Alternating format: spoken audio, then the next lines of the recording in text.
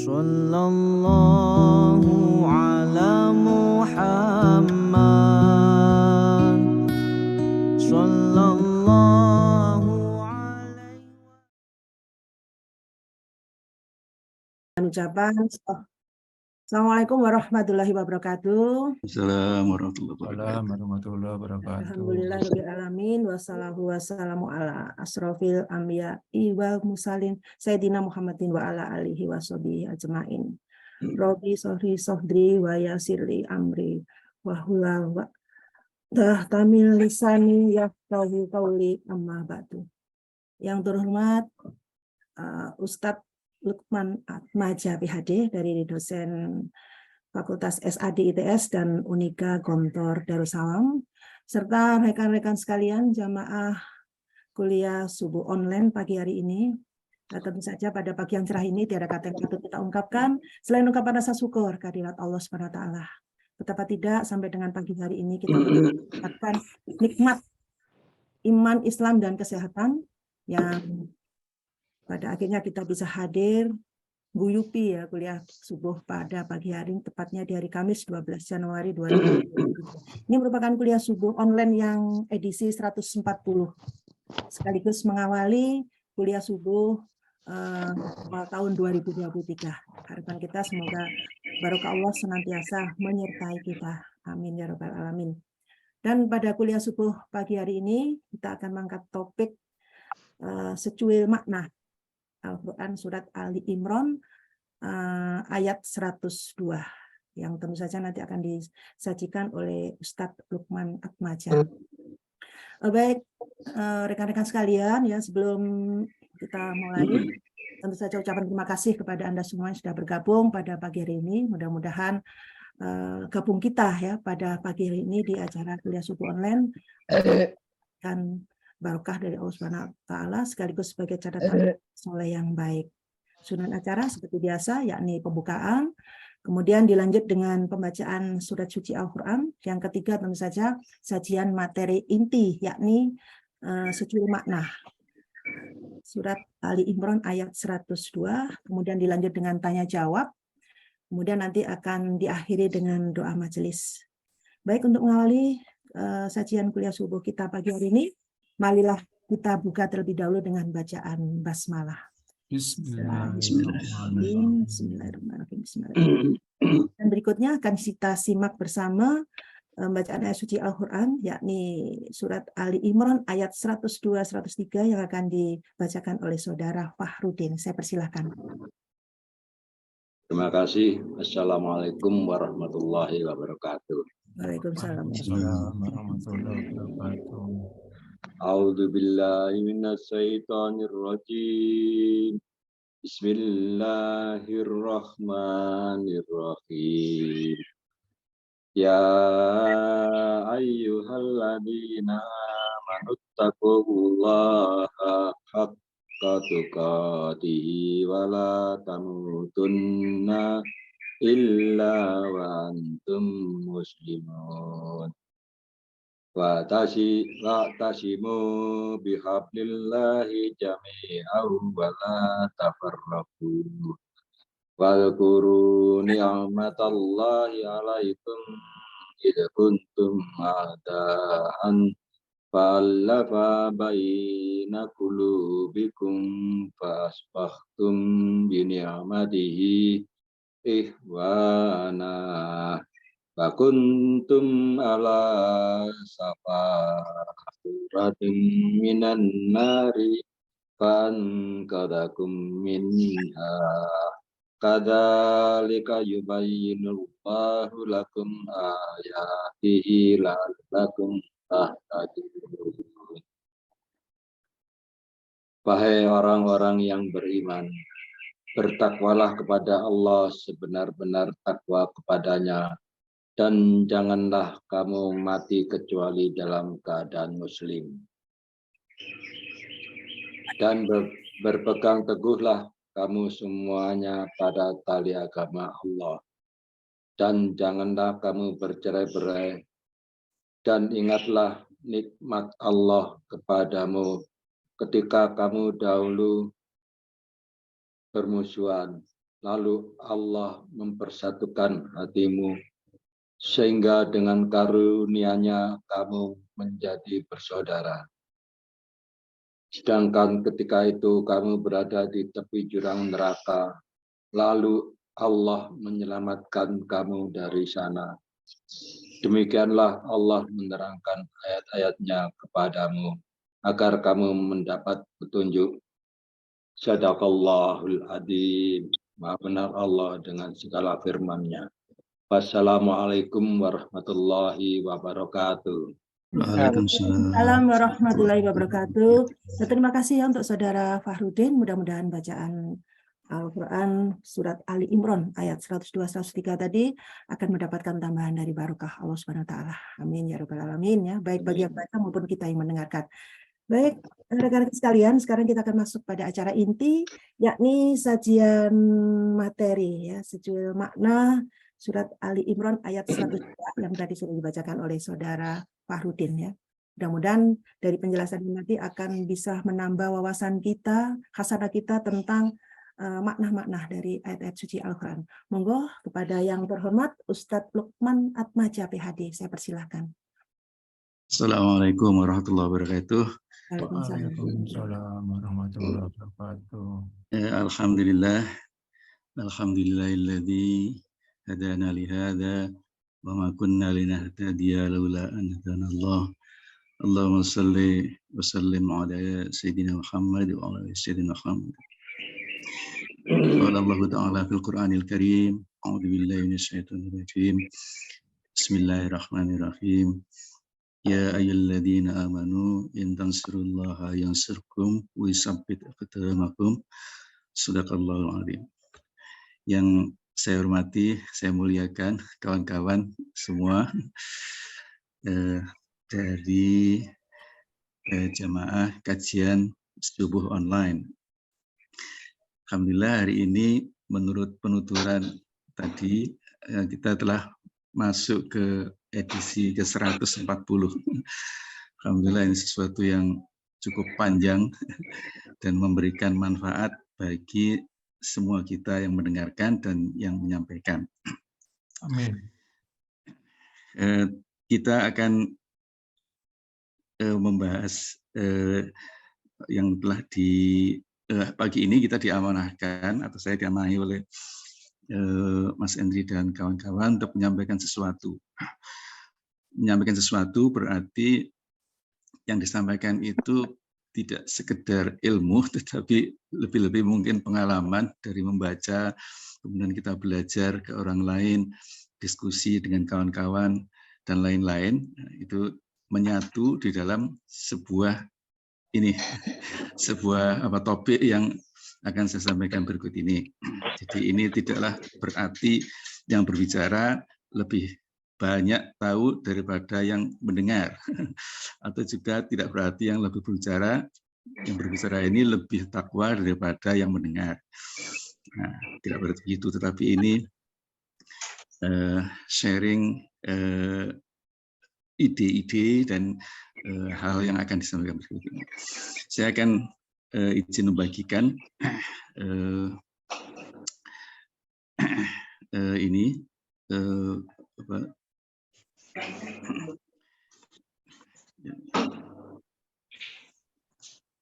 sebentar. Saya akan menyampaikan ide dengan bantuan sharing gambar ini akan lebih memudahkan bagi saya untuk menyampaikan dan bagi teman-teman sekalian ya untuk menangkap apa yang akan disampaikan berikut ini. Jadi ini adalah kuliah subuh online 12 Januari 2023. Ya, Mas Endri dan teman-teman sekalian semuanya, di waktu itu saya akan menyampaikan topiknya adalah secuil makna Al-Imran 102, Quran surat Al-Imran 2. Kemarin sore saya cek ulang semuanya, ternyata file saya itu yang sudah saya siapkan sebelumnya itu korup gitu. Ada sesuatu yang terjadi di situ sehingga tidak bisa saya recover, kemudian saya tidak menghubungi panitia karena nanti membuat, dan jadi akhirnya saya rubah aja sedikit topiknya. Jadi saya mohon maaf nih pada Mbak Merta dan Mas Endri supaya konsisten dan istimewa kita di dalam melaksanakan KSU ini tetap jalan, walaupun sekilas ini ada perubahan. Tidak apa-apa ya Mas Endri. Monggo, silakan. Yeah. Jadi ini kita akan lihat pagi ini peradaban Islam klasik. Peradaban Islam klasik ini adalah kalau kita membicarakan masalah ini, biasanya ini cocok untuk ukhuwah Islamiyah. Topik-topik ukhuwah Islamiyah diantaranya adalah membicarakan peradaban. Kenapa? Karena hal yang akan saya sampaikan nanti. Pertama-tama saya ingin menyampaikan satu dawuh Kanjeng Nabi Muhammad SAW sebagai pembuka.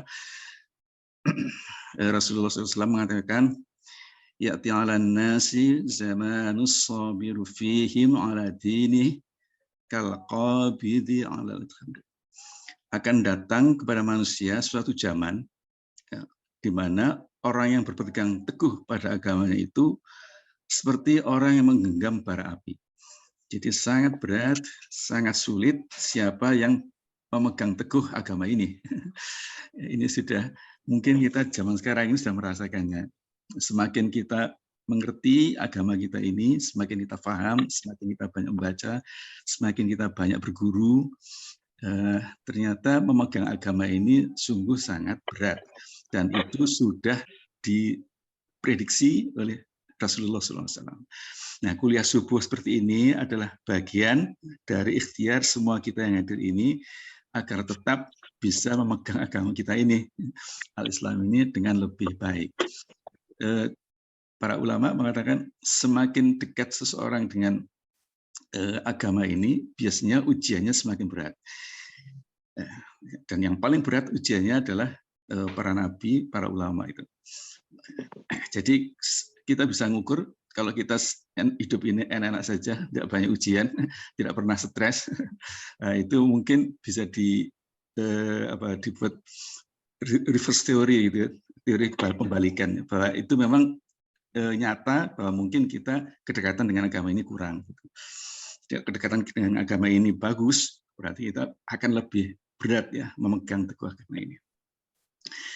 Pengantar. Nah, Bapak sekalian, teman-teman yang baik, ini peradaban Islam adalah bidang kajian dan sekaligus sarana ukhuwah Islam yang paling enak karena satu, ya, membicarakan dan memprogram kembalinya peradaban Islam adalah area aktivitas yang menjadi agenda semua sekte dan golongan kaum muslimin sekarang ini. Sehingga kalau kita berbicara tentang peradaban Islam, maka hampir-hampir tidak ada benturan antara sekte dan golongan. Keberadaan sekte dan golongan ini itu sesuatu yang mungkin dan memang terjadi dan dibolehkan oleh agama ini. Nah, kalau kita bicara agama peradaban Islam, maka semua sekte itu merindukan kehadirannya. Jadi atas dasar ini kita bicara ini akan memperkuat ukhuwah Islamiyah kita dalam zaman di mana peradaban Islam itu tidak ada sekarang ini. Nah, jadi membicarakan peradaban Islam adalah membicarakan diri kita sendiri. Kalau kita membicarakan diri kita sendiri, ya pasti normalnya kita akan saling membantu untuk memperbaiki kondisi dari kita ini, kita sebagai umat ini. Teman-teman sekalian yang saya hormati, peradaban Islam pernah jaya ya, di bumi ini sekitar 800 tahun yang lalu, yakni saat Islamic Golden Age, yaitu sejak Kanjeng Nabi SAW memulainya ya, di abad ke-7 Masehi hingga turning point ya, titik balik yang menjadi dilihat oleh para sejarawan itu sebagai titik balik itu, yaitu kejatuhan Baghdad pada abad ke-13 Mei. Abad ke-13 Mei itu tepatnya tahun 1200 1250-an sekian, 1250 sekian. Baghdad jatuh oleh pasukan dari Mongol, Gulagu itu, dan hancur semua peradaban. Sejak saat itu sampai sekarang, peradaban Islam belum menampakkan tanda-tanda akan bangkit kembali. Itu sudah sangat lama, 800 tahun atau ya sekitar itu, sangat-sangat lama. Kita berada dalam zaman di mana bukan milik peradaban kita. Nah, kita sebut saja itu adalah peradaban Islam klasik. Untuk pembahasan ini, kita anggap itu kita sebut peradaban Islam klasik.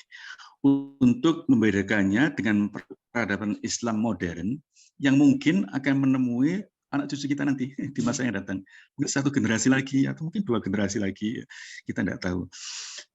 Mungkin itu ada peradaban Islam baru, peradaban Islam modern yang hidup pada zaman itu.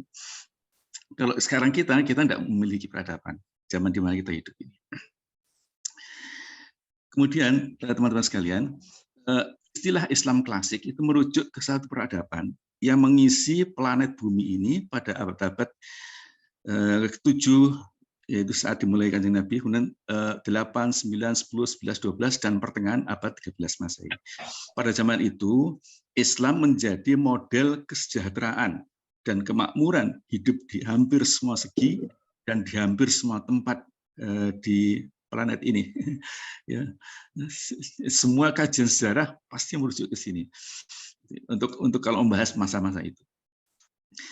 Nah, semua kajian sejarah tentang masa-masa itu tidak bisa lepas dari kajian terhadap satu sistem masyarakat. Satu sistem masyarakat yang hidup dan kehidupannya itu bersumber, kemudian didasarkan dan diilhami oleh agama yang dibawa oleh Nabi Muhammad SAW pada awal abad ke-7. Dari para orientalis, orientalis itu kajian-kajian masalah ketimuran, dan juga oksidentalis. Oksidentalis ini adalah kajian-kajian terhadap kebaratan. Kalau masalah ketimuran namanya orientalis. Kalau oksidentalis itu kajian-kajian kebaratan. Kajian oksidentalis ini sebagai respon ya terhadap kajian-kajian orientalis. Nah, itu semua merujuk abad-abad ini sebagai abad keemasan Islam. Nah, kita sekarang pagi ini, sekalian, teman-teman yang saya hormati, penting ya untuk selalu melihat berbagai faktor, parameter, dan situasi-situasi mengapa peradaban Islam dulu itu pernah berjaya. Kenapa itu pernah berjaya, dan kenapa peradaban Islam waktu itu bisa memberi kemanfaatan yang luar biasa bagi kemanusiaan. Pasti ada berbagai macam situasi yang mendukung itu, sehingga sesuai dengan sunatullah, sesuai dengan hukum Allah, maka akan terjadi peradaban Islam yang jaya waktu itu. Kalau tanpa, ya memang secara hakikat itu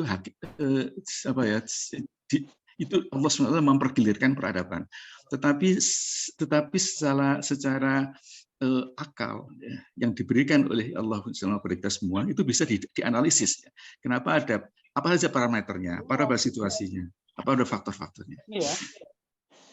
Nah, pagi ini kita akan lihat itu secara sekilas, teman-teman sekalian ya. Ya. Kontras dengan masa-masa abad ke-7 sampai dengan abad 12, nah, Islam di zaman sekarang ini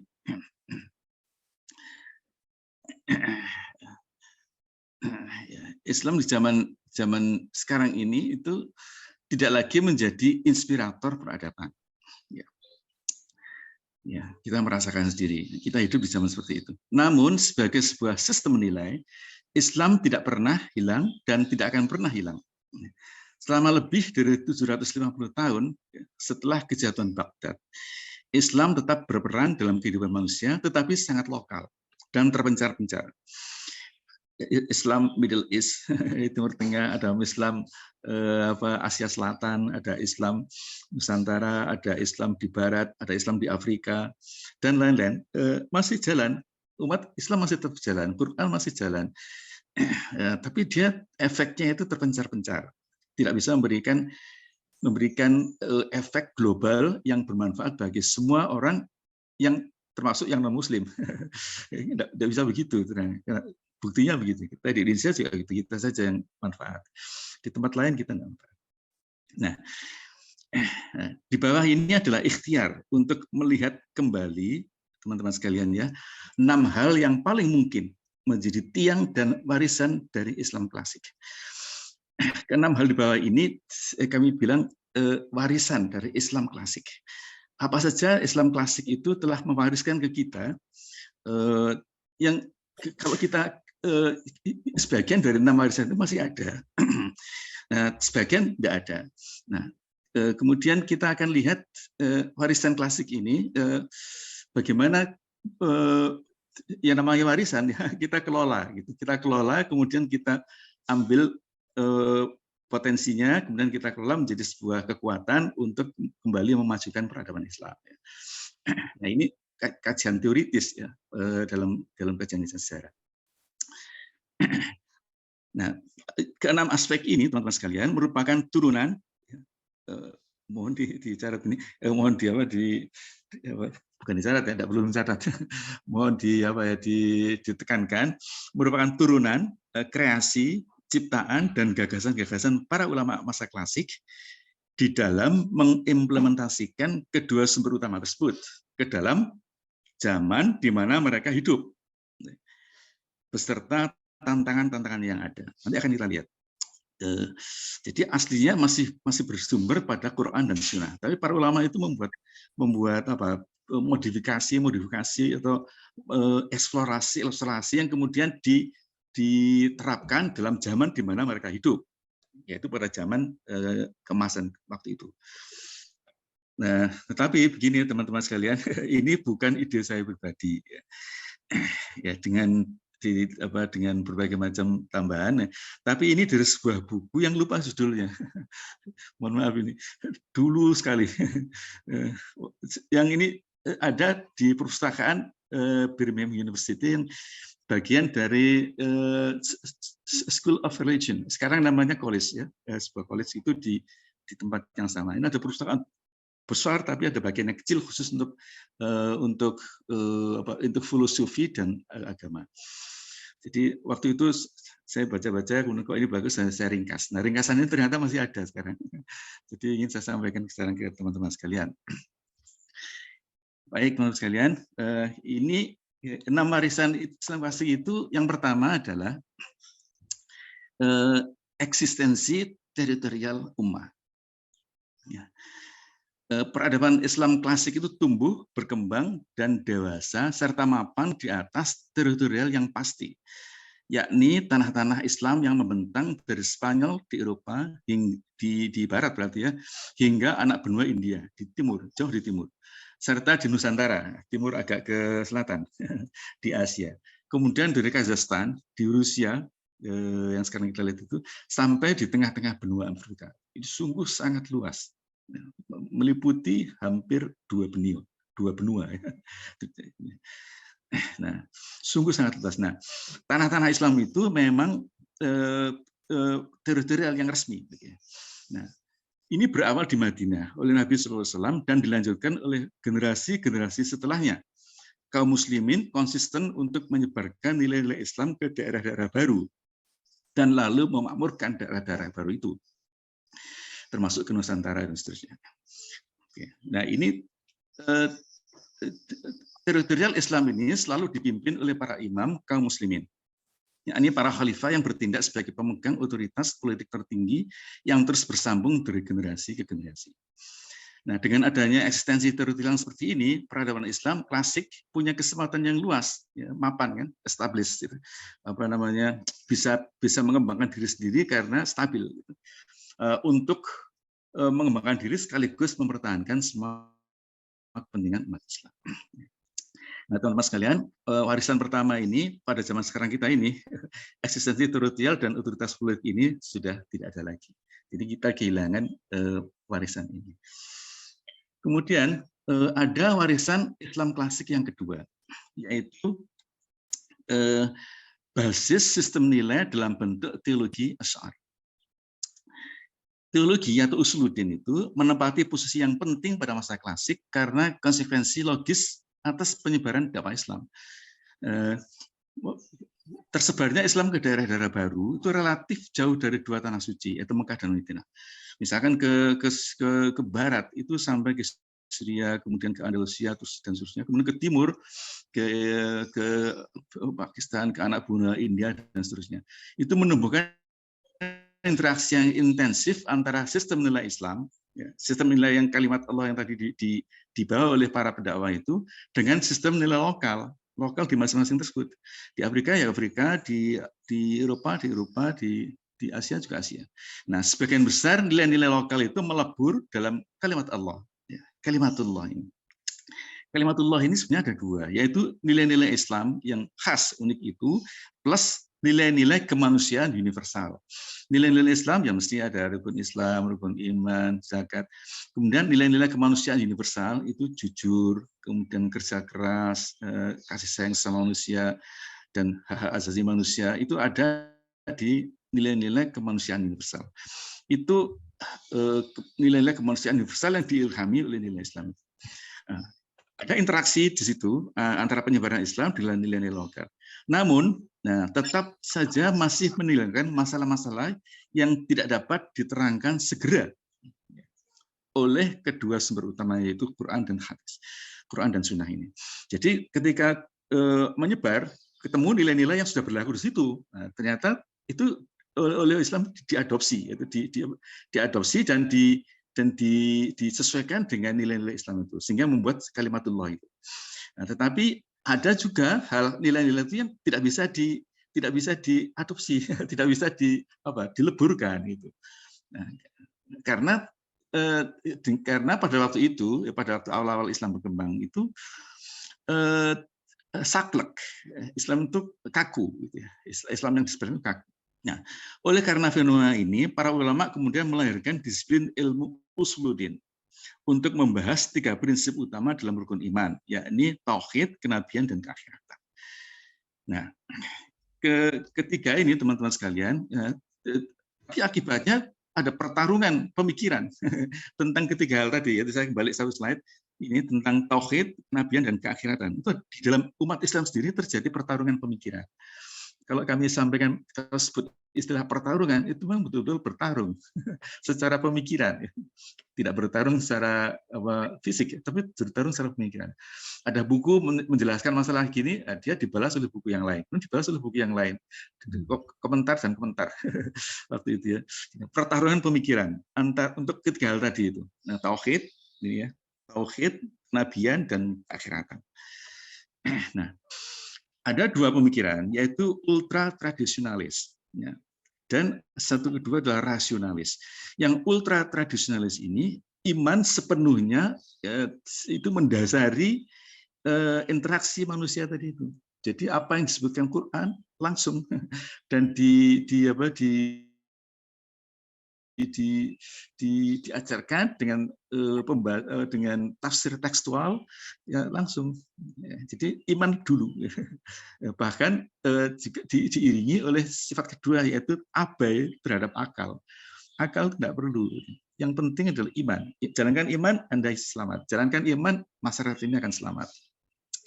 Ini itu ultra rasionalis. Tetapi ini ditantang oleh pemikiran yang lain, yaitu kaum rasionalis. Ada Mu'tazilah dan seterusnya, itu pembahasan lainnya.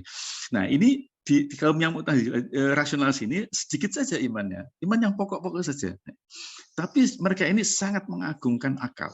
Jadi bahkan beberapa iman yang tidak bisa dirasionalisasi, itu dirasionalisasi.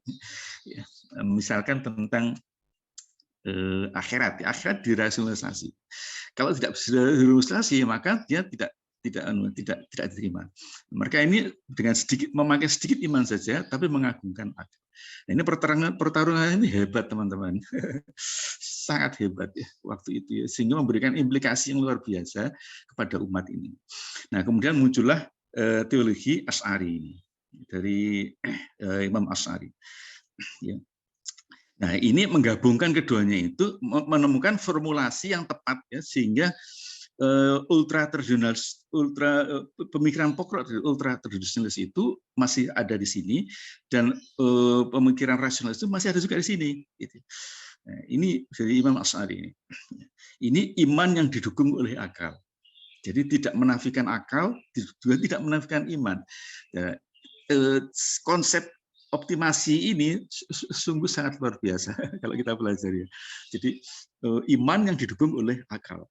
Jadi akal tidak dibuang, iman apalagi nggak boleh gitu. Nah, teologi ini mengawali segala sesuatunya dengan menerima wahyu atau iman secara apa adanya lebih dulu. Kemudian menafsiri, mempertahankan dan membenarkannya dengan memakai segala alasan-alasan yang logis dengan semua data yang ada dan valid. Jadi ini sahabat, kalangan Asy'ariyah ini tidak saja memakai logika, tapi juga memakai data. Nah, itu yang tidak ada di rasionalis. Di rasionalis ini tidak pakai data. Jadi dia logika. Kaum filsafat itu kuat sekali mereka. Kalau begini. Pemikirannya kalau tidak linear juga non linear zaman kita ya. Sekarang ini istilah linear. Tapi itu mereka lakukan itu yang rasionalis. Tapi tidak pakai data. Nah, Asy'ari ini pakai data. Sehingga ini iman yang didukung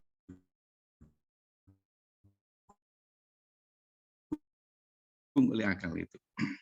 Karena Asy'ari itu cukup moderat di dalam memakai ultra rasionalis dan pakai rasionalis, maka Asy'ari ini lebih banyak diterima oleh para ulama ya, yang lain dan ulama-ulama berikutnya. Dan itu teman-teman sekalian sampai sekarang menjadi pemikiran yang dominan ya di dalam umat Islam sekarang ini.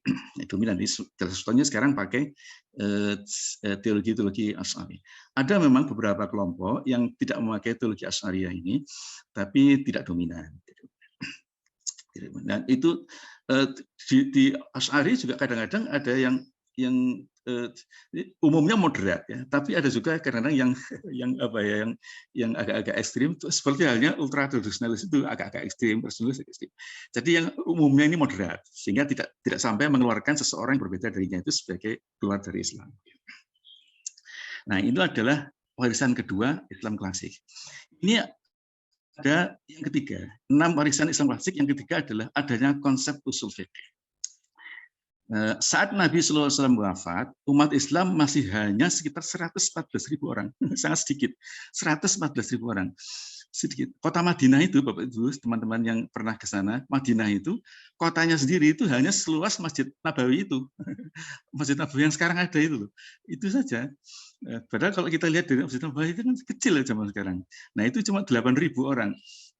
Total dari Madinah, kota aslinya dan sekitarnya itu 8.000 orang.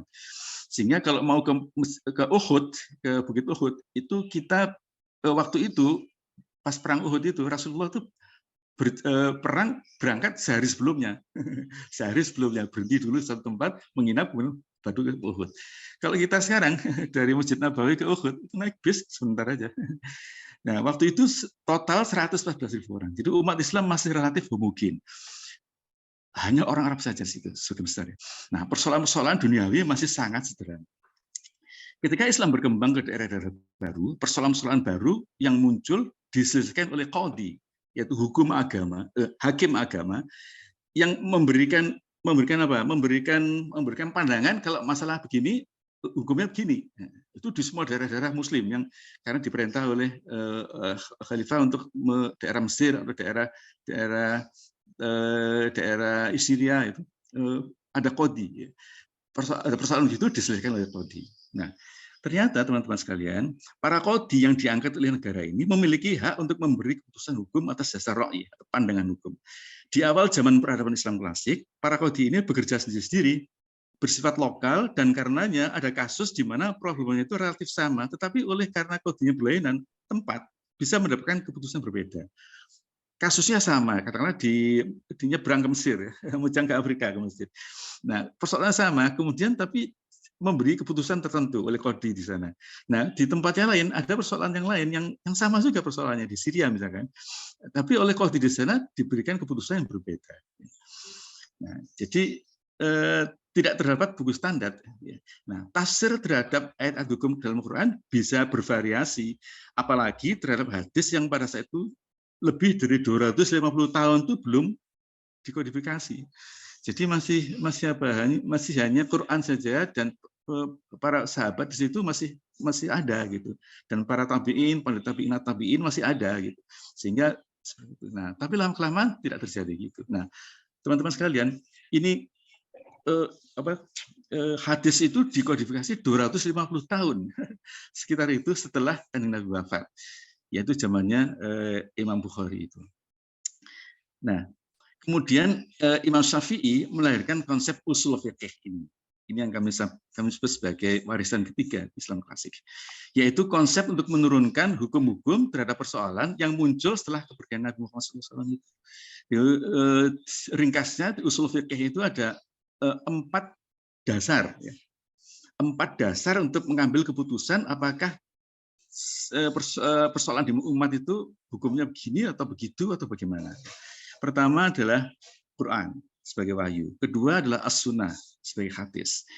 Ketiga adalah ijma atau konsensus hukum kaum muslimin waktu itu. Waktu itu teman-teman ya. Jadi waktu di mana peradaban Islam itu masih ada.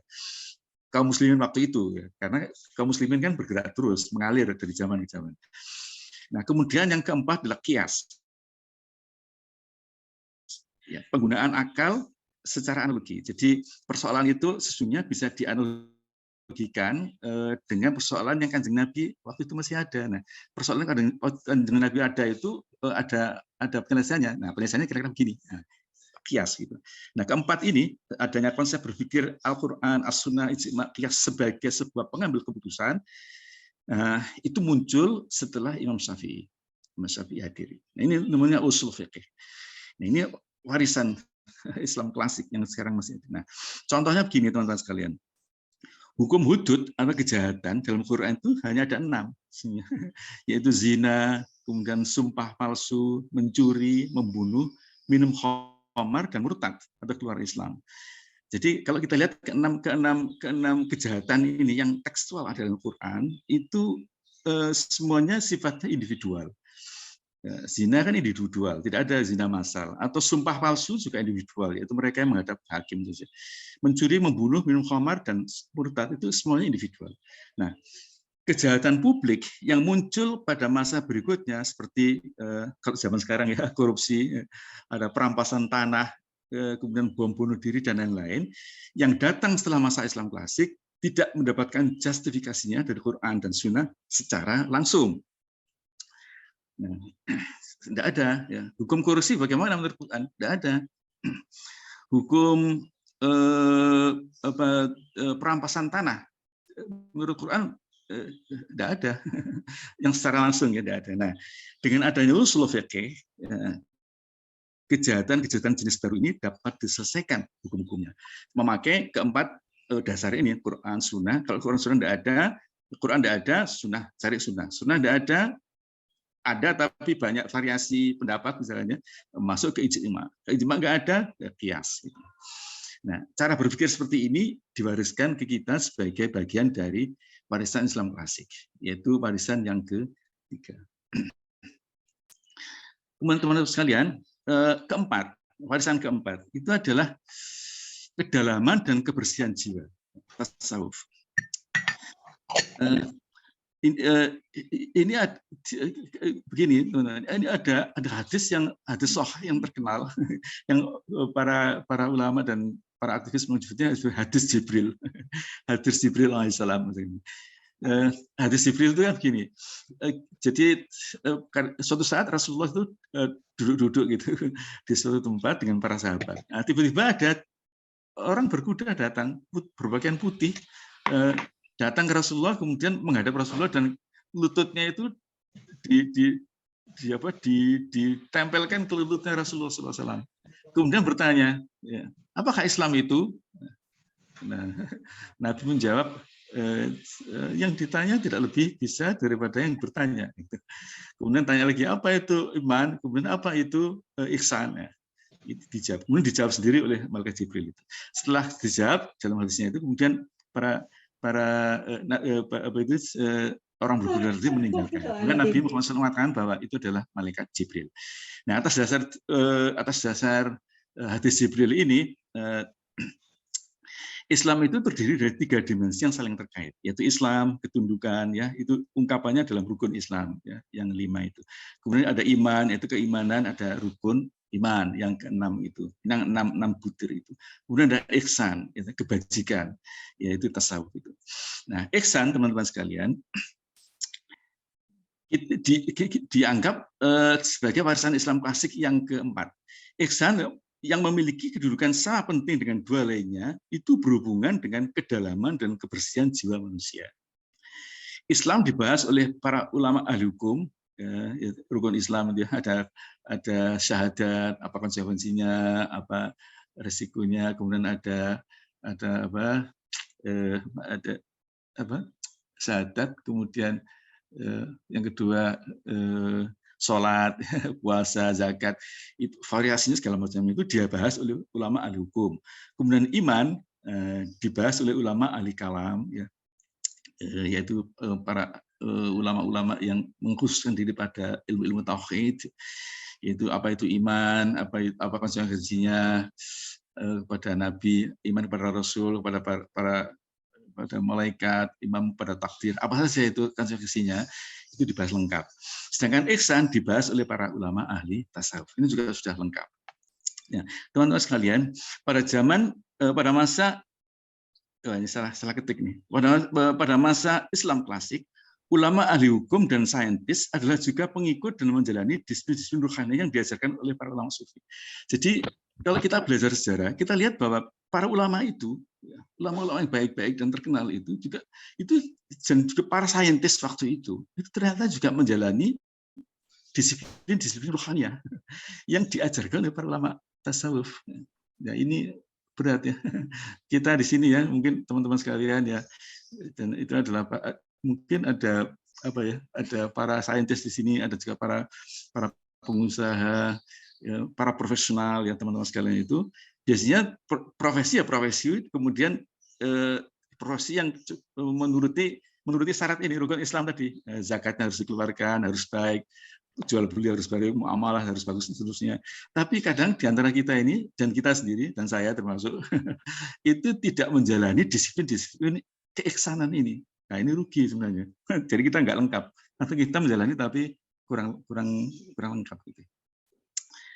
Baik, nah ini adalah warisan keempat ya, dari Islam klasik. Kemudian yang kelima adalah semangat mendalami ilmu, dalam hal ini sains. Ada sains sosial, ada sains natural, atau sains alam.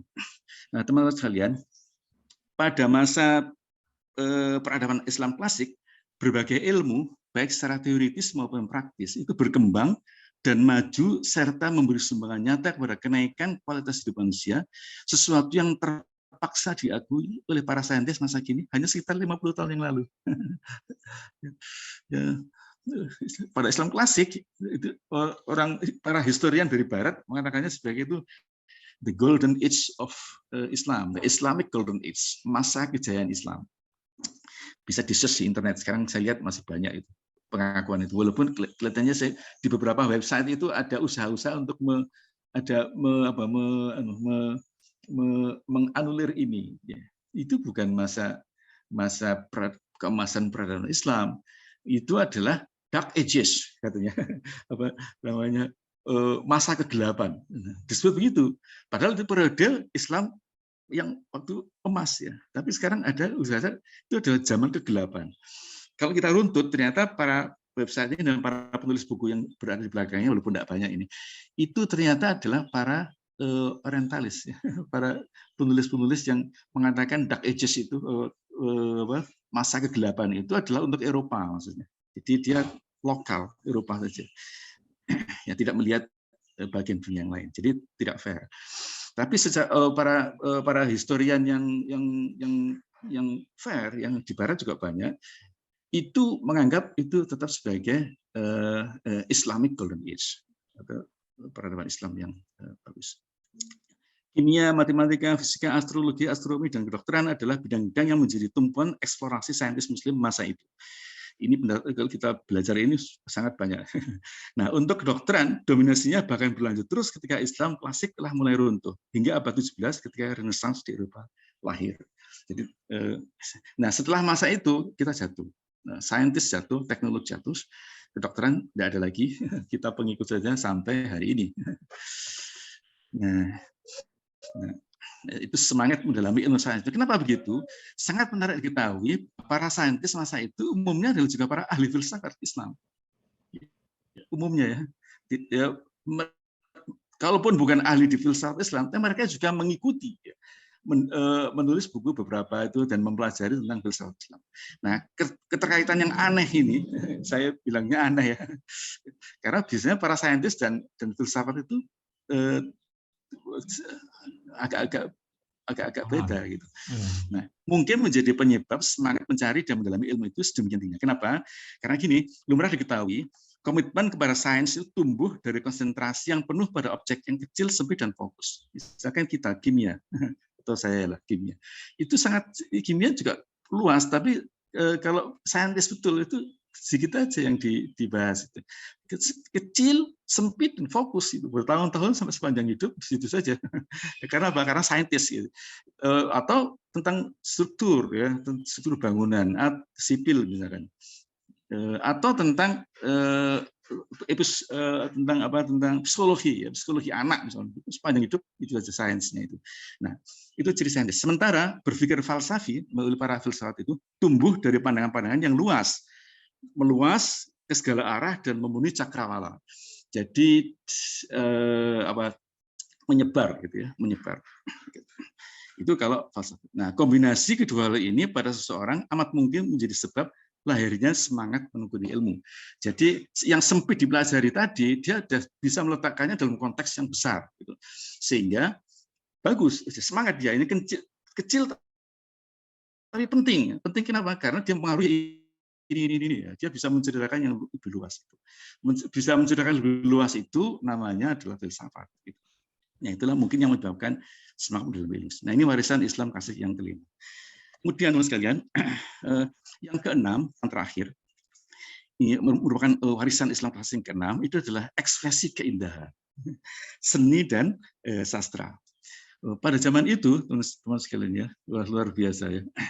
Ini memang di awal-awal zaman Islam klasik itu belum ada. Misalkan zaman sahabat ya, zaman tabi'in ya, tabi'in itu belum muncul ya, karena masih awal perkembangan peradaban Islam. Tapi ketika masa peradaban Islam itu menjelang puncak ya, dan akhir dari puncak itu kemudian turun lagi, ungkapan atas keindahan ini umumnya dilakukan dalam bentuk puisi dan lukisan. Banyak. Ada buku khusus untuk itu, banyak. Ini saya ambilkan beberapa. Misalkan Abu Al-Atiyah, wafat 826 Masehi, membuat puisi religius. Kemudian Al-Buhturi, wafat 897, membuat puisi yang menceritakan keindahan monumen yang pernah dilihatnya. Di abad 10 itu menyaksikan penyair Arab terbesar zaman Islam klasik, itu Al-Mutanabbi. Kemudian pada abad berikutnya penyair Buddha Abu Ala Al-Ma'ari ya, wafat 1057, ya, ini sebelum Baghdad jatuh kan berarti, menulis puisi berfilsafat. Kemudian ada di Iran ya, di Persia muncul penyair sufi yang terkenal sepanjang zaman sampai sekarang, Jalaluddin Rumi. Ya, ini masih terkenal sampai sekarang, masih warisan. Bahkan ada anunya apa, semacam museum kecil ada di Turki sampai sekarang. Nah, lukisan pun juga muncul dalam masa itu. Misalnya karya Al-Hariri di Baghdad, dia melukiskan panglima perang naik kuda membawa bendera. Walaupun begini, ada juga karya puisi yang bertemakan sesuatu yang tidak dikendaki oleh para ulama hukum. Seperti puisi-puisi cinta Umar bin Abdul Ambiliah. Itu ada puisi-puisi cinta yang walaupun tidak disukai oleh para ahli hukum, tapi telah muncul dan berkembang. Namun jumlahnya tidak banyak. Demikian pula dengan lukisan yang dianggap melanggar hukum, semisal karya Nizami pada tahun 1542 yang menggambarkan Nabi SAW sedang Isra Mi'raj dan jelas-jelas terlihat tubuh, kaki, dan tangan beliau. Yang menurut para ahli kalam ya itu tidak boleh digambarkan kanjeng Nabi itu. Juga oleh para ahli fikih ya itu tidak boleh digambarkan. Tapi ada juga karya-karya demikian. yang saya ungkapkan di sini itu adalah warisannya ini, warisan keindahan seni dan sastra pada waktu itu sudah muncul. Jadi teman-teman sekalian yang saya hormati, sudah menjelang jam 6, ini itulah keenam warisan Islam klasik yang bisa kita terima sampai sekarang. Ada warisan itu yang sudah hilang. Ya, seperti yang pertama tadi. Ada yang masih bisa kita eksplorasi lagi ya. Untuk kita persiapkan kalau kita mau ini berjuang bersama untuk mengembalikan peradaban Islam. Mungkin saja teman-teman sekalian, peradaban Islam itu tidak lahir pada waktu kita hidup. Mungkin juga tidak ada waktu anak cucu kita. Anak kita misalnya, cucu mungkin ya, mudah-mudahan ya. Mereka setelah itu mungkin saja. Nah, dengan membandingkan keenam warisan tersebut dengan realita Islam sekarang, akan bisa membuka lebih lebar pandangan kita atas apa yang dapat dilakukan oleh semua golongan dan sekte dalam menghadirkan kembali peradaban Islam. Jadi ini memang penting untuk semua ya, semua sekte dan golongan dalam Islam. Mas Hendri dan teman-teman, itulah yang bisa saya sampaikan. Mudah-mudahan ada manfaat yang diterima. So, demikianlah. Ya, terima kasih Ustadz Lukman Atmaja. Demikian rekan-rekan, tadi penyajian materi yang ternyata ada perubahan judul ya. Ternyata pagi hari ini kita peroleh materi yang cukup luar biasa dengan sejarah ini ya, peradaban Islam klasik ya. Dan tadi difokuskan pada 6 warisan Islam klasik. Dan rekan-rekan ada yang mengajukan pertanyaan ya. Dipersilahkan. Namun sebelumnya boleh saya awali ya, Pak Ustadz ya. Saya tertarik ya dengan 6 warisan Islam klasik tadi yang mungkin sampai dengan saat ini itu perkembangan-perkembangan masih bisa kita rasakan. Nah, menurut pengamatan dari Pak Ustadz ya, dari 6 warisan Islam klasik tadi, adakah yang sangat mendominasi begitu maksud saya? Mendominasi dari perkembangannya atau mungkin saling mempengaruhi begitu? Ya, mohon penjelasan Pak Ustadz. Mbak, saya dipanggil Lukman aja, Mas. Teman-teman ya. Ya, Mas Hendri ya. Kita ini biasanya kalau mumpuni di bidang ilmu agama memang sudah setara dengan ini ya, sebut aja Ustaz. Mohon maaf. Enggak apa-apa, Mbak. Guyon, enggak apa-apa. Baik. Yang dominan itu tergantung kita melihat. Dari 6 warisan klasik ini, mana yang paling dominan yang harus kita kerjasamakan bersama, misalkan gitu ya. Kepada yang harus kita lakukan supaya sebagai bekal bagi anak cucu kita untuk membangun kembali peradaban Islam itu. Ya. Kalau para muballigh, para aktivis ya, para ulama yang beliau itu biasanya berasal dari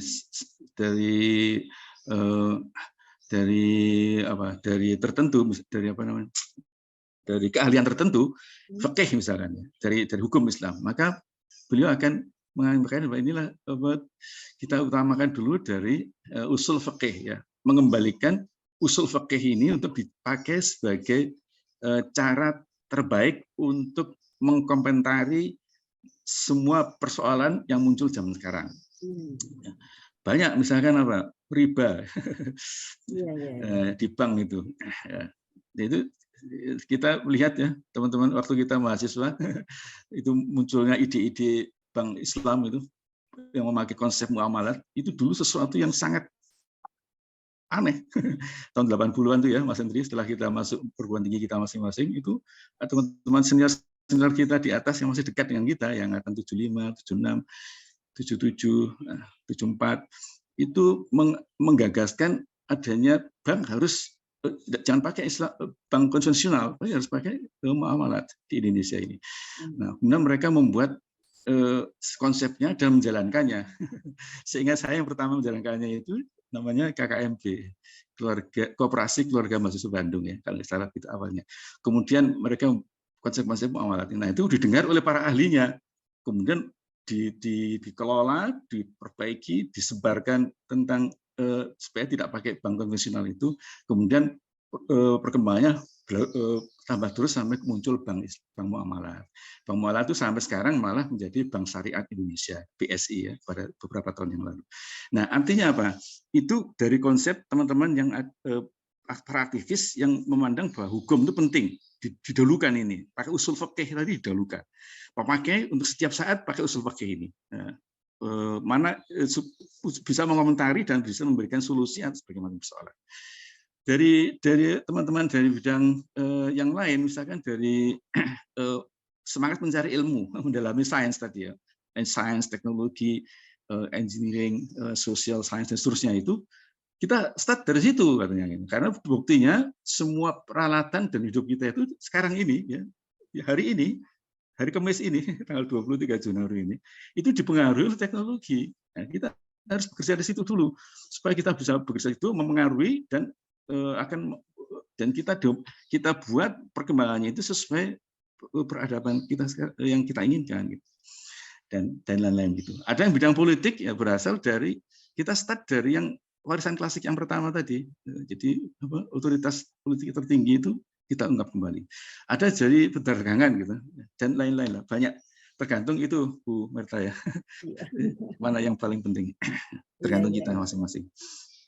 Kalau pendapat saya pribadi begini, nggak apa-apa semuanya jalan ya. Karena apa? Karena semuanya itu mendukung mengembalikan warisan klasik ini menjadi sesuatu kekuatan. Karena dibahas terus-menerus dari anak ke mahasiswa kita atau murid-murid kita, anak-anak kita, kemudian mereka akan teruskan ke bawah sehingga suatu saat akan berkembang sesuai yang kita inginkan.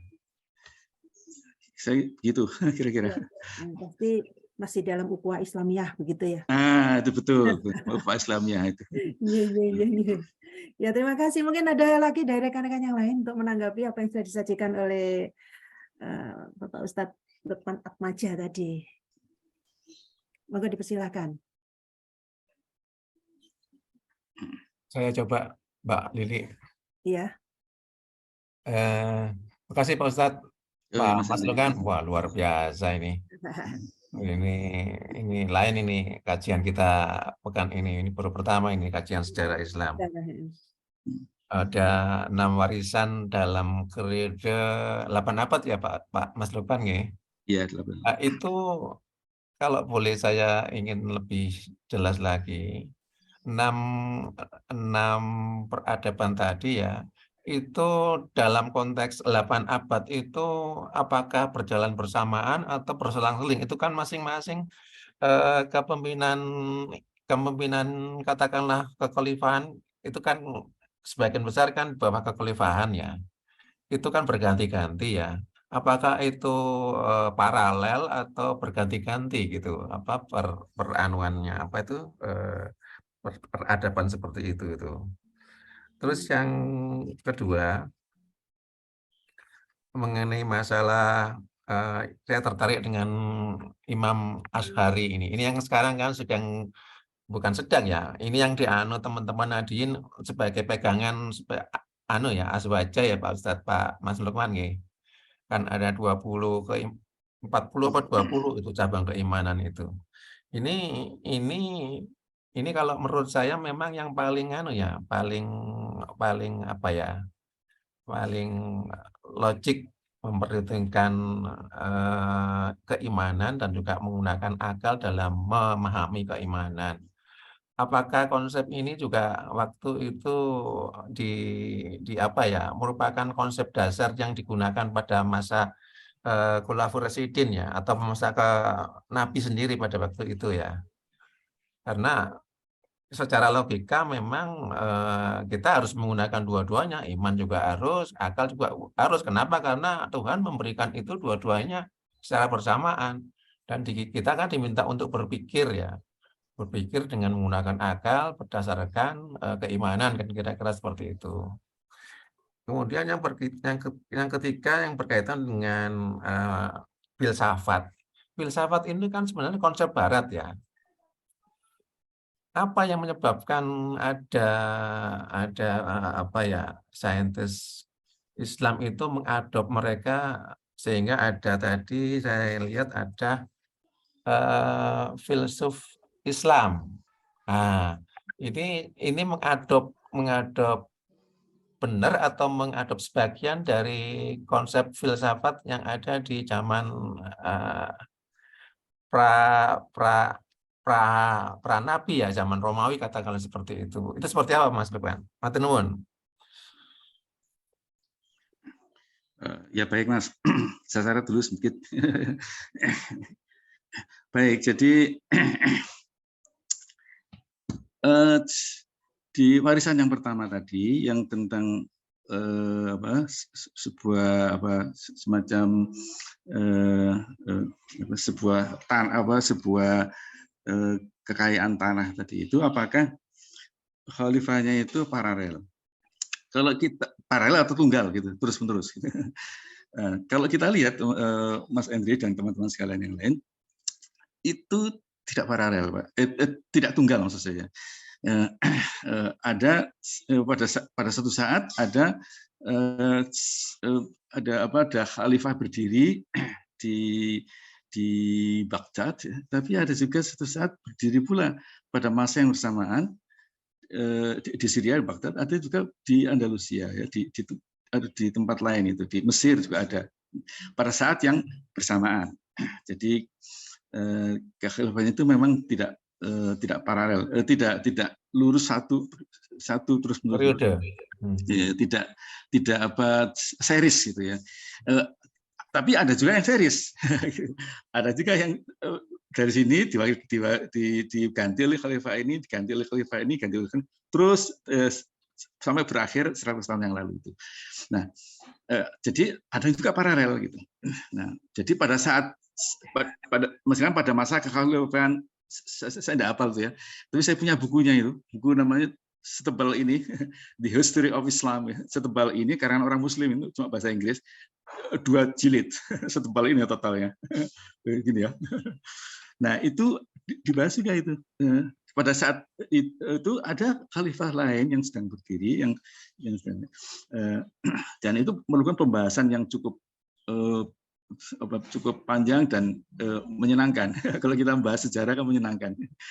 Jadi jawabannya adalah tidak series begitu, tapi ada beberapa saat ya, beberapa saat itu paralel ada sebenarnya itu. Walaupun yang series yang satu ini dari generasi ke generasi itu masih menyambung terus sampai hilangnya 100 tahun yang lalu. Jadi gitu Mas Andri. Yang kedua, mudah-mudahan jawab nih. Ya. Kemudian Asy'ari. Apakah Asy'ari ini, teologi Asy'ari itu dijalankan oleh Nabi SAW? Dan apakah ini satu-satunya? Jadi begini, tadi yang ultra tradisionalis, ya, dan ada yang rasionalis tadi, itu semuanya merujuk ke Rasulullah SAW. Semuanya merujuk itu. Jadi para ulama tradisionalis itu merujuk ke Nabi dengan hadisnya Quran dan waktu itu masih dekat kan, jadi masih antar ulama itu masih sambung menyambung itu. Yang rasionalis tidak begitu. Nah, tapi persoalannya adalah ketika ada perkembangan baru di masyarakat baru, tanah-tanah baru, Islam menyebar, itu ada persoalan teologi yang muncul, ya, yang tidak bisa langsung disebut, ada di penjelasannya ada di Quran, ya, karena Kanjeng Nabi tidak ada. Kalau Kanjeng Nabi ada, enak kita bertanya. Tapi waktu nggak ada lagi, sehingga muncul pertemuan. Nah, kemudian muncullah teologi Asy'ari ini. Teologi Asy'ari itu menggabungkan keduanya itu. Nah, Asy'ari ini apakah satu-satunya? Tidak juga, tidak, karena ada jenis teologi lain yang muncul. Misalkan ada di Syiah, ya, di Syiah itu juga ada ahli-ahli teologi ilmu kalam yang berlainan dengan Sunni gitu. Berlainan, jadi yang berbaikan, cuma saya tidak pernah mendalami itu, jadi tidak pernah baca rinci gitu. Ya, tidak pernah rinci, walaupun ada beberapa teman dulu ulama dari Iran ya, mengunjungi kami di Birmingham waktu itu, membicarakan masalah ini. Cuma karena saya tidak mendalami sebelumnya, tidak membaca sebelumnya, jadi saya tidak bisa memberi komentar. Saya iya aja. Nah, jadi di Syiah ada lagi teologi. Jadi tidak tunggal, Mas Andri, ya, teologi Asy'ari ini. Nah, itu yang diadopsi oleh zaman sekarang ini, tidak hanya oleh NU. NU teologinya Asy'ari, mengikuti Asy'ari. Tapi Muhammadiyah Asy'ari juga, sejauh yang saya tahu. Ya, oh gitu ya? Iya. Jadi tidak hanya NU. Jadi teologi Asy'ari itu besar. Ahli sunnah biasanya sebagian besar Jadi ahli sunnah wal jamaah itu tidak hanya NU, itu yang maksud saya gitu. Ya, ya. Nah, tidak hanya Muhammadiyah juga ahli sunnah karena dia mengikuti Rasulullah SAW, mengikuti sunnahnya para sahabat ya. Dan wal jamaah artinya adalah jamaah sahabat. Gini, sunnahnya Rasulullah SAW. Jamaah itu jamaahnya sahabat dan para tabi'in.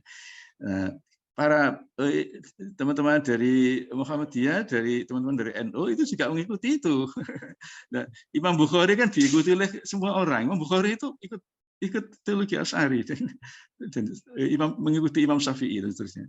Ya. Jadi kita perlu meletakkan ini pada. Jadi kalau ada yang mengklaim kami ikut Ahlussunnah wal Jamaah, tidak apa-apa, karena barangkali iya secara teologis Ahlussunnah wal Jamaah.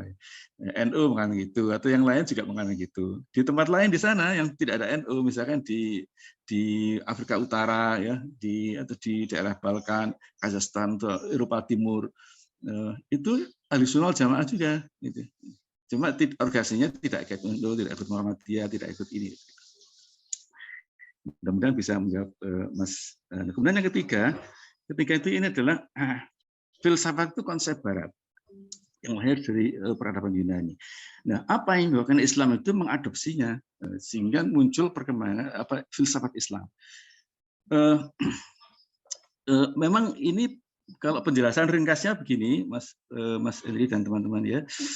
Filsafat itu sangat mempengaruhi kehidupan kita sehari-hari secara filosofis ya. Jadi nanti di situ ada yang melahirkan ilmu itu, ada epistemologi. Epistemologi itu bagian dari filsafat ya.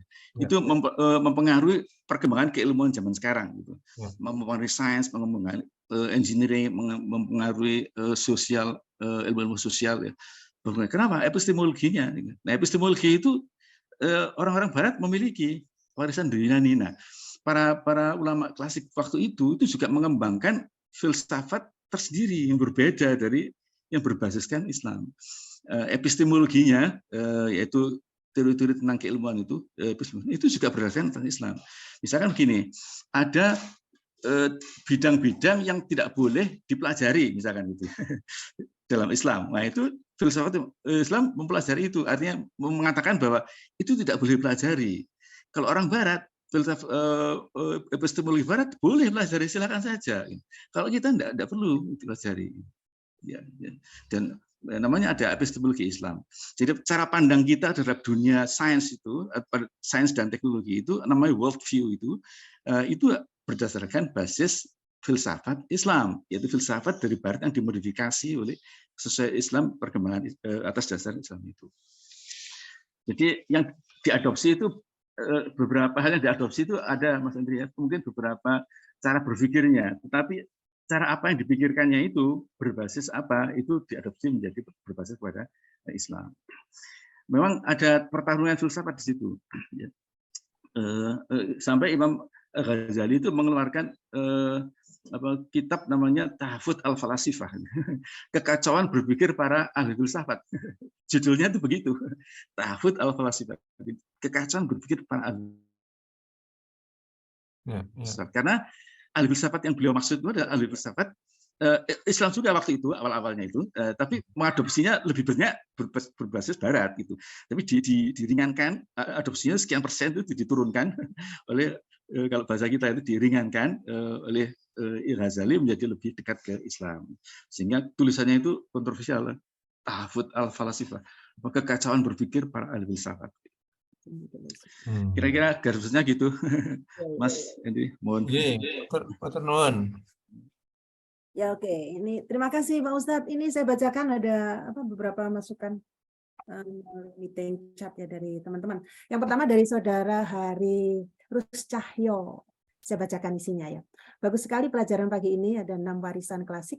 Mengingat ada 2 perspektif yang beda, satu dari kalangan yang Western minded menganggap yang dari Barat itu superioritas karena melihat keberhasilan material. 2, justru terdapat pandangan orang yang menyadari pandangan Barat itu sudah kebablasan. tidak mengenal batas lagi arti kebebasan. Bagaimana kita sebagai orang Indonesia yang sampai sekarang masih mencari identitas yang mayoritas Islam tapi sekuler ya, untuk membangun secara bertahap peradaban Islam klasik ini. Nah, itu Pak Ustadz mohon ditanggapi dari Saudara Harirus Cahyo. Nggih, Mas Hari.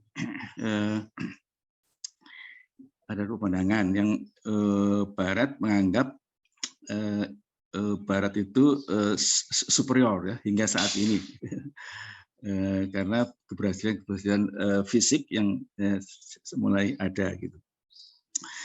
Dan ada lagi kita yang mengetahui bahwa pandangan Barat itu sudah kebablasan. Nah, artinya memang begini, orang Barat menganggap superior itu memang sekarang ini adalah zaman peradaban Barat. Jadi banyak sekali ya hal-hal yang dalam kehidupan kita dipengaruhi oleh peradaban Barat ini, banyak sekali. Dari sains saja yang kita terima itu sudah sangat dipengaruhi. Tetapi kita ingat, kita begini saja kalau saya ya, kalau saya dan saya usulkan ke teman-teman melakukannya, kita sadari saja bahwa zamannya adalah zaman peradaban Barat. Kita masih berada di peradaban Islam, dan peradaban Barat ini secara epistemologi tadi itu teori keilmuan itu banyak bertentangan dengan keislaman. Ya, ini mungkin suatu saat kita akan bicara juga ini kalau misalkan bisa diperlukan tentang filsafat kelas Barat dan filsafat Islam ini. Tapi mohon diingat bahwa 200 tahun terakhir ini peradaban Barat ya, mulai zaman lahirnya revolusi industri yang pertama ya, di lahirnya mesin uap itu yang di Inggris ya, di Birmingham itu tempat saya sekolah dulu. Nah, sampai sekarang itu mau dilihat, sekarang itu hampir 200 tahun, lebih 200 tahun. Sekarang itu mulai decline, mulai turun ya peradaban Barat itu. Bapak Ibu sekalian, teman-teman yang baik bisa melihat sekarang ini peradaban sekarang ini bergeser ke peradaban kuning, peradaban Cina. Ya, walaupun di Cina, Korea, Jepang, Vietnam itu teknologinya juga sudah mulai mapan ya, sudah mulai awan dan menandingi Barat. Tetapi peradabannya masih sama kira-kira itu. Jadi mulai decline gitu, mulai turun di Barat ini. Jadi apa yang harus kita lakukan sebagai orang Nusantara ini? Kalau emas saya secara praktis adalah menyampaikan ke adik-adik kita, ke anak-anak kita, bahwa kita ini punya warisan, itu saja yang penting. Punya warisan Islam klasik, yang dulu pernah terbukti bagus. Nah, ini itu saja yang kita wariskan ya. Kita pelajari pelan-pelan, kita contoh. Jadi kita ini tidak hidup sendiri. Kita ini tidak hidup di mana titik berada. Jadi kan tahun kita 20-50 tahun ini, 30 tahun ini kita hidup. Kita Islam sendirian, tidak begitu. Karena kita ini ada awalnya itu Kanjeng Nabi, kemudian turun ke bawah para sahabat dan para dunia Islam pasti sampai sekarang ini. Jadi kita tidak sendirian, ada yang kita warisi dari peradaban zaman dulu itu. Yang mudah-mudahan ini menjawab Mas Hari. Ya, gitu ya, Bu. Jadi apa yang kita lakukan adalah itu tadi untuk membangun kita ingat bahwa kita ini tidak sendiri, kita masih punya warisan. Warisan ini perlu kita jaga dan kita kembangkan lagi menjadi sesuatu yang bermanfaat. Ya, terima kasih Bapak Ustadz. Ini masih ada lagi nih saran meeting chat. Kali ini dari Saudara Amin Suhadi. Assalamualaikum Pak Ustadz. Ya, apa betul turunnya peradaban Islam sekarang ini akibat pendidikan mulai dari SD sampai dengan perguruan tinggi yang tidak pernah mengaitkan antara ilmu dengan Sang Pencipta? Misalnya, belajar geografi tidak dikaitkan dengan bagaimana Allah mencipta alam raya ini, sehingga akidah jadi dangkal dan menjurus ke sekuler. Monggo ditanggapi, Pak Ustadz. Oh, ada Mas Amin nih. Kalau benar Mas Amin yang saya kenal. Iya, leres Mas Amin Wadi. Oh, Mas Amin. Dari BRIN. Pak Amin. Apa benar peradaban Islam turun karena pendidikan SD perguruan tinggi itu tidak mengaitkan antara Islam dengan agama gitu maksudnya mungkin. Ya, itu Islam. Nah, apa benar? Mas Amin, itu saya kira ada hubungannya. Walaupun bukan satu-satunya sebab. Ya. Karena turunnya peradaban Islam itu sudah jauh sebelum terjadi. 800 tahun yang lalu sudah mulai turun. Kita belum naik lagi. Nah, kalau pendidikan Islam yang sekarang ada di SD, SMP, perguruan tinggi ya, sampai tidak hanya di Indonesia tapi di dunia Islam yang lain itu seolah terpisah dari agama ya. Itu merupakan salah satu akibat yang masih kita harus telan gitu. Akibat dari turunnya peradaban Islam itu. Nah, ada beberapa circle ya, beberapa tempat-tempat tertentu di kampus-kampus itu yang sudah mempelajari ini. Ini mengkaitkan antara kurikulum pendidikan di SD sampai SMA perguruan tinggi itu dengan nilai-nilai keislaman. Ada banyak buku ya, yang itu sebagai Islamisasi sains itu. Islamisasi sains itu memang ide baru, Bapak sekalian, sekitar akhir tahun 70-an atau awal tahun 80-an di Malaysia dan di Amerika waktu itu ya. Siapa namanya? Siapa penulis utamanya itu? Ismail Al-Faruqi, dan Syed Hussein Ismail Al-Faruqi itu dari Amerika, yang dari Malaysia itu itu pertama kali mengungkapkan Islamisasi pengetahuan. Kenapa? Karena Islam yang sekarang berada itu tidak Islamis. Nah, setelah dikaji ternyata rinci, rumit sekali karena harus ada membicarakan epistemologinya, peradaban Barat dan peradaban Islam. Kemudian mempelajari world view-nya. Kemudian diturunkan pada kurikulum yang paling akhir. Rumit, tapi sudah dimulai. Dan kalau kita pelajari itu, Islamisasi sains itu sungguh sangat menyenangkan untuk dilihat-lihat. Jadi Mas Amin itu diantaranya adalah bukan sebab perubahan Islam, tapi itu akibat ya, yang masih kita terima sampai sekarang. Ya, tapi Pak Amin mungkin bisa punya pandangan lain. Mohon maaf, sahabat dekat nih. Ya. Gitu ya, Bu. Ya, mungkin saya bisa menambahkan Pak Ustadz. Silakan Bu. Disampaikan oleh Saudara Amin tadi, yaitu ada fenomena ya, ada fenomena yang mengkhawatirkan akan mulai menurunnya peradaban Islam klasik ini, khususnya kita amati di generasi-generasi yang muda ya, karena saya kebetulan sebagai seorang guru, jadi juga sempat mengamati hal itu. Nah, apakah bisa kita katakan bahwa dari 6 warisan klasik ini justru perkembangan ilmu, baik terutama di sisi teknologi itu yang sepertinya ada indikasi bisa mempengaruhi penurunan peradaban Islam itu sendiri. Contoh di kalangan anak-anak sekarang misalnya dari internet saja itu ada macam-macam sajian aplikasi, TikTok dan sebagainya. Nah, itu sepertinya bisa mempengaruhi cara belajar mereka, mempengaruhi bagaimana penampilan mereka, bahkan mungkin bisa menyimpang dari ajaran-ajaran Islam itu sendiri. Bagaimana Pak Ustadz itu? Jadi perkembangan sains itu sendiri yang pada akhirnya akan bisa, kalau kita tidak selektif ya, bisa menurunkan warisan-warisan klasik Islam yang ada itu. Gimana Pak Ustadz? Benar sekali, Ibu. Benar sekali. Itu yang kita rasakan ya, kalau kita pemerhati, apalagi yang berhubungan langsung dengan para pendidik, dengan anak-anak kita ya, guru dan lain-lain. Itu terasa sekali itu. Ya, betul. Terasa sekali dan ya sekali. Dan itu karena begini, itu termasuk karena kita hidup dalam peradaban Barat, ya, bukan berada dalam peradaban Islam. Jadi kita memang istilahnya berkelahi terus dengan hal-hal baru yang kita terima, tapi kita rasakan tidak sesuai dengan apa yang kita ajarkan dan kita terima itu. Nah, tapi itu bukan sebab, itu adalah akibat ya, seperti Pak Amin tadi. Itu akibat. Nah, karena gini, kalau epistemologi Islam itu diantaranya membahas apa yang tidak boleh dikembangkan. Mohon diingat ini, apa yang tidak boleh dikembangkan di dalam sains misalkan dan teknologi ya dan seterusnya, tidak boleh dikembangkan. Kenapa? Karena akan membuat akibat-akibatnya itu buruk bagi akidah dan syariat seseorang. Gitu. Misalkan gini, bayi tabung ya, itu ada yang